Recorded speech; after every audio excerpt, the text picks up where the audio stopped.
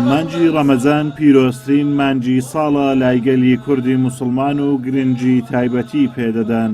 بەڵام ئەوەی جێگای داخ و نیگەرانیە ساڵانە لە مانگە پیرۆزەدا نەیارانی ئیسلام بێڕێزی بە هەستی موسڵمانان دەکەن کە ئەوەش بە بەرنامەی پێشوەختە و پیلان بۆ داڕێژرا و ئەنجام دەدرێت. زانایان و بانکخوازانیش پێیان وایە ئەو بێڕێزیانەی لە مانجی ڕەمەزاندا بە دین و بەداب و نەریتی کۆمەلگا دەکرێن ڕەنگدانەوەی 30 ساڵ حکومڕانی حیزبە دەسەڵاتدارەکانی هەرێمە کە لە ڕێگای ڕاگەیاندنیانەوە دەیانەوێت ئاشتی کۆمەڵاتی تێک بدەن و شیرازەی کۆمەلگا بشێوێنن. سکایەتی ببیر و بۆچی هەر کەسێک شعور بیندارکردنی هەر بەشێک هەر چینێک لە توێژێکدا بەڕاستی تەنها کەسی نەفام کەسی ناشایستە و کەسی بێڕۆشنبیر و کەسی ناتێگەیشتوو ئەو شتانە ئەنجامدا. هیوادارم هەمومان لە ئاسی بەرپرسیارەتی دابین بۆ ئەو شتیوالە ڕووداتن کە خۆمان سوو بکەین، میلەتەکەمان سوو بکەین و سومعەیەکی خراپ لەوە میلەتەکەمان پەیدا بکەین. لەوانەیە زۆر خەڵک ئەوە بپرسێ هۆکارەکەی چیە، ڕنگدانەوەی چییە؟ دەڵێم ڕنگدانەوەی حکومڕانی ئەلمانیەکانی هەرێمی کوردستانە کە 30 ساڵە حکوم لە وڵاتە دەکەن و تەسەڵوتکردنی ئەو ئیعلامە فاشیلەیانە بەسەر ئەخلاق و ڕەوشتی کۆمەڵگەکەماندا. لەبەرەوەی ئەگەر تەماشەی ئیعلامی بەتایبەتی ئەو دوو حیزبە دەسەڵاتدارە بکەین لە هەرێمی کوردستان بەڕاستی ئەومان زۆر بە ڕاشکاوی بەرچاو دەکەوێتن کە دەیانەوێ ئاشتی کۆمەڵایەتی بەتایبەتی لە ڕووی پێکاتە دینیەکەیەوە بپچڕێنن.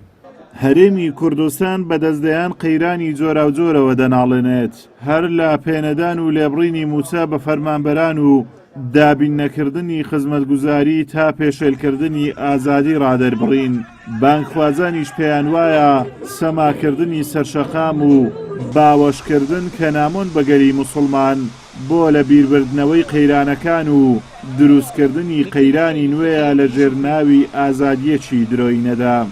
پێویستە یعنی بە تایبەتی ئەوانەی کە ئەو گوتارە عاتیفی و پۆپۆلۆستیانەی کە هەیتیان و بەکاری دێنن و هانی کچ و کوڕان دەدەن بەوەی کە سەما بکەن، بەڕاستی ئەوان پێویستە واز لەو جۆرە گوتارانە بێنن، هانی کچ و کوڕەکان بدەن زەواج بکەن و حکوومەتیش ناچار بکەن بەوەی کە سەپۆرتی ئەو کوڕ و کچانە بکەن، گەنجان بکەن بەوەی کە زەواج بکەن و ژن بێنن. ئەو کاتە بە حەزەکەی ئەگەر زەواجیاکن با لە ماڵەوە هەموو ڕۆژ بە خۆیان هەڵپەڕن و سەما بکەن و بێگومان ئەو کاتەش ئەوەشیان بۆ بە عیبادەت و بە خواپەرستیدا ئەندرێتن. خوشک و برانی بەڕێز ئەو کردوانە کە دەیبینین هەموو ڕەتفیعلی ئەو هەموو دینداریە کە لە هەرێمی کوردستان ئەکرێ.